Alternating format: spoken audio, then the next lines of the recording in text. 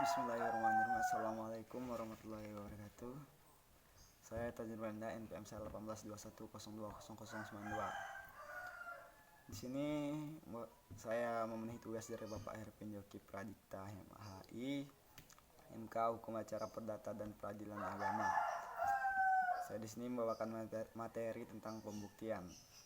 Pengertian pembuktian. Pembuktian adalah suatu proses pengungkapan fakta-fakta yang menyatakan bahwa suatu peristiwa hukum benar sudah terjadi. Abdul Qadir Muhammad 2008 125.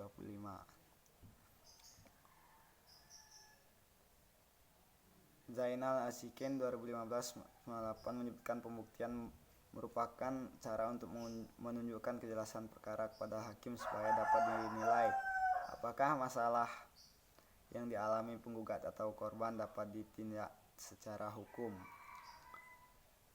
Dan alat-alat bukti. Macam-macam alat bukti diatur dalam pasal 284 RBJ dan 164 akhir 1866 BW yang terdiri dari yang pertama alat bukti tertulis, surat, alat bukti dengan saksi-saksi, alat bukti persangkaan, alat bukti pengakuan, alat bukti sumpah.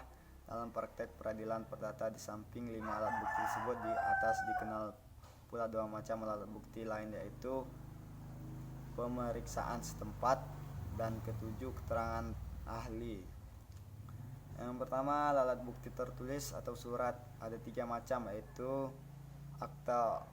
Yang pertama akta otentik, yang kedua akta di bawah tangan, yang ketiga alat bukti tertulis atau surat bukan akta, yang kedua bukti dengan saksi kesaksian.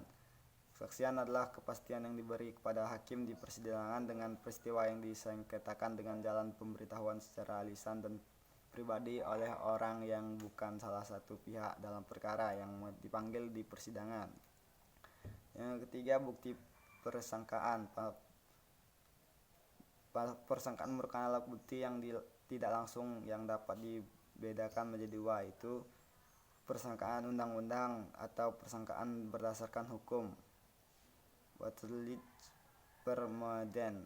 Pada persangkaan berdasarkan hukum ini undang-undang yang menarik kesimpulan terbuktinya suatu peristiwa yang ingin dibuktikan dari suatu peristiwa lain yang sudah terbukti atau sudah terang atau nyata.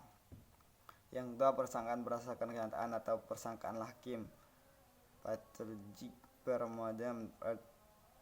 Retrologic Permoden. Pada persangkaan berdasarkan kenyataan ini hakimlah yang menarik kesimpulan terbuktinya suatu peristiwa yang ingin dibuktikan dari suatu peristiwa lain yang sudah terbukti atau sudah terang nyata. 4 alat bukti pengakuan. Pasal 174 akhir menyatakan pengakuan yang diucapkan di hadapan hakim cukup menjadi bukti untuk memberatkan orang yang mengaku itu, baik yang diucapkan sendiri maupun dengan perantaraan orang lain yang istimewa dikuasaan untuk itu. Yang 5 alat bukti. Alat bukti sumpah, RBJ HIR mengenai 3 macam sumpah, yaitu pasal 182 RBJ dan pasal 155 HIR mengenai sumpah perlengkapan superler dan sumpah menaksir atau simotir, sedangkan pasal 183 RBJ dan pasal 156 HIR mengenal adanya sumpah pemutus. Dengan mengucapkan sumpah, maka yang mengucapkan sumpah itu dimenangkan oleh hakim. Yang keenam, pemeriksaan setempat. Pemeriksaan setempat mendapat dasarnya pada pasal 180 RBJ 153 HIR yang menentukan ketua jika dipandangnya perlu atau bermanfaat dapat mengangkat suatu atau 2 orang komisaris untuk dengan dibantu oleh panitra mengadakan pemeriksaan di tempat agar mendapat tambahan keterangan. Pemeriksaan setempat tidak termasuk salah satu alat bukti yang disebutkan dalam pasal 284 RBJ, pasal 164 HIR, pasal 1866 BW.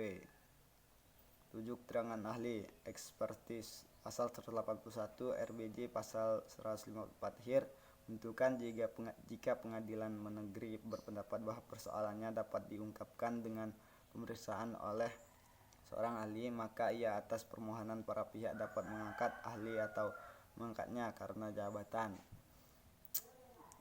Keterangan ahli itu berupa pendapat atau kesimpulan berdasarkan pengetahuan atau keahlian yang dikuatkan dengan sumpah. Namun demikian, hakim tidak diwajibkan untuk menuruti pendapat ahli tersebut. Sekian dan terima kasih. Saya akhiri. Wassalamualaikum warahmatullahi wabarakatuh.